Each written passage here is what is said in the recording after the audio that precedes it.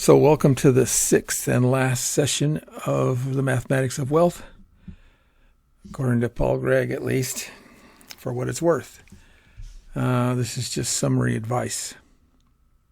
Shouldn't take too long.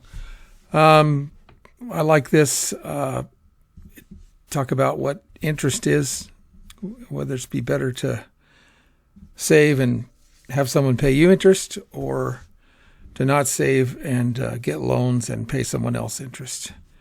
And the idea of compound interest, that you get interest on the interest. And what a big difference that can make in your life if you can make those early sacrifices. And so, summary advice. The idea of delayed gratification. I don't have to have that new car now. I don't have to do this now. I can do something with the money I was going to spend today on things that I enjoy, I want, but I don't really need. If I save that money, it means a lot more than saving later. And the time value of money, money today is worth more than money in the future. And the idea that you can make sacrifices, and as I said, sacrifice is where you give up something good for something better. Interest never sleeps. You pay it or you earn it. If you're earning interest, you have some money in a savings account or stock market or a house, then that interest is going up even while you're sleeping when you're not working. But if you are in debt, a lot of debt, and debt for things that aren't really absolutely necessary, then that interest accrues while you're sleeping. Discerning between needs and wants. And you have to decide that yourself. Can I get by with this? Can I get by with something older, something used, something? And I hope I've given you the motivation to want to save and invest and buy a house and get better down in the future.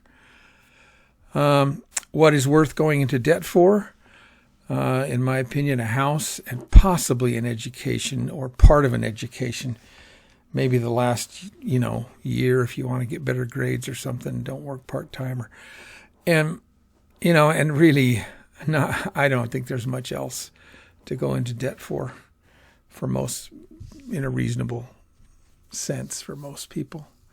And if I would avoid going into debt for an education.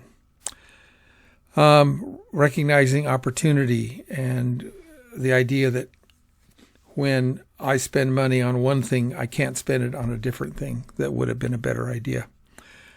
Gambling, it's rigged against you. Down around the locals around Las Vegas, they call it lost wages for a reason. Ask yourself when you go to Las Vegas and there's all these fancy hotels and all these people who are getting salaries and getting paid. Who's paying for that? And it's you. You're paying for that. It isn't. So figure it out. Invest in broad, diverse stock market funds. Let the experts figure out the day-to-day what's going up and what's going down. In the long term, if you stick with a broad, diversified indexes or funds, then it'll go up, and it'll go up 10% over a long time. And yeah, it's a good idea. Okay, the stock market's low. It's really high right now, and I think it's going to go down, so I won't put money in there. But when, not on a daily basis, but on a quarterly basis or yearly basis, saying, hey, the stock market's doing pretty good. And put your money in that. Lottery tickets are a tax on people who are bad at math. You should invest that money. You should keep it. I don't know if someone has a big student debt. At what point when you're dating somebody do you tell them, hey, I got a big debt? Is that something that's their business? Well, if they're going to marry you, I guess it is their business. So at some point in time, that could be something you want to do. Always participate. If you're where you're employed, or if you're unemployed, do it yourself. Or if you're employed, employ yourself. self-employed. But if you have a opportunity to participate in a 401k program, do it as early as possible and go to the maximum that your company will match.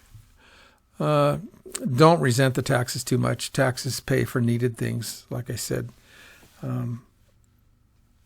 Building wealth to a certain point. Oh, this is an interesting point. What I found in life is, especially you start out with nothing, you build a wealth to a certain point, and you all of a sudden you're pretty comfortable. You can afford the kind of fun you like to have. You have a secure life. You have savings. You're secure. You can sleep well at night. And then I don't know what that number is in different parts of the country and for different people. Let's say it's, I don't know, $1 million or $1.5 million or $2 million or somewhere in there. And by the time you're in your 60s, you have this money that's going to keep making money for you and have lower the stress in your life and let you do the things you want to do.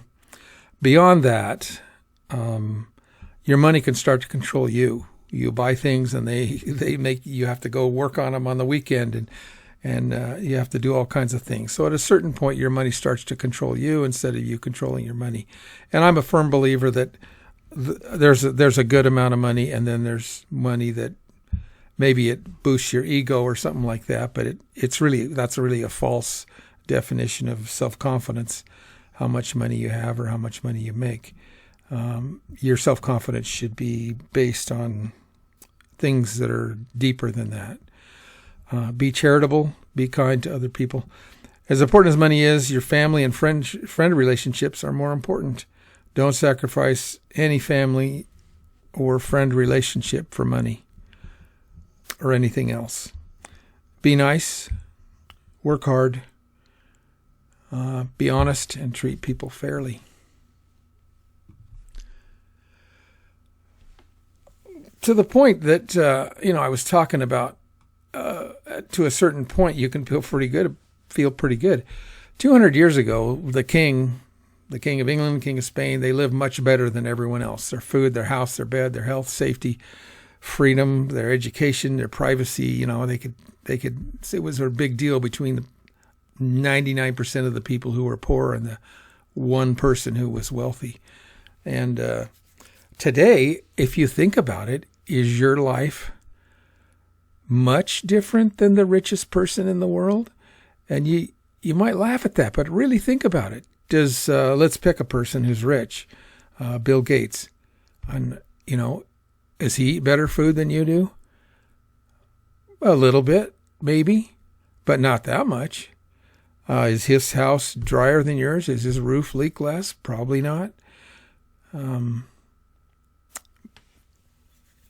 The warmth of his house?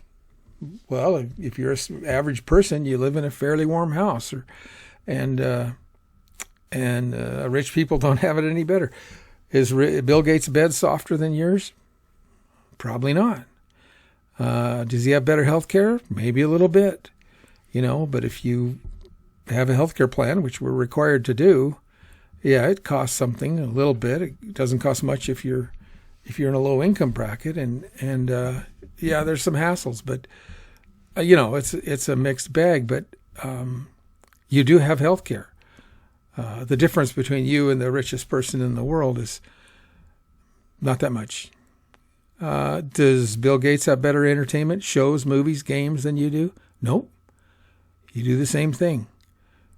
Better education? Maybe. Yeah, probably. But, as I said at the front end of this thing, in our Washington state, our taxpayers pay almost $250,000 to educate one kid, kindergarten through 12th grade, and there's an education there available for you if you'll just wake up and realize what that can do for you. Access to information. Bill Gates has the same internet you do. And you can access things and research them and learn about things.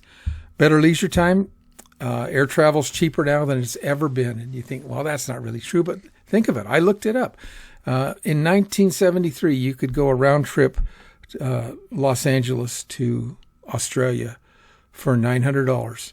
And I looked it up today, and you can go for $1,000. It should be, if you account for inflation, that ticket should be $17,000 now. But it's still almost the same price it was in 1973. Does Bill Gates travel faster than you do?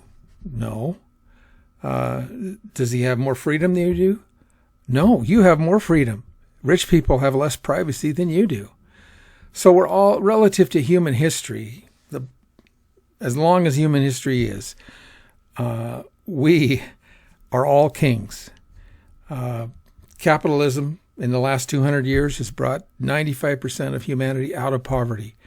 And the freedom to work, innovate, invest, and trade has brought people, in a very short amount of time out of the poverty we were in. And there's opportunities for everybody.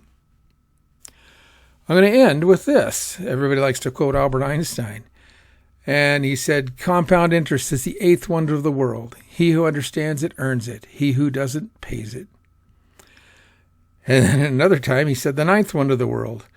And he gave this little equation. If you take 72 and divide it by the interest rate, the annual interest rate, that equals the number of years for you to double your money. So if it was 7%, 72 divided by 7 is right around 10 years to double your money. And so he was a great believer in the compound interest rate.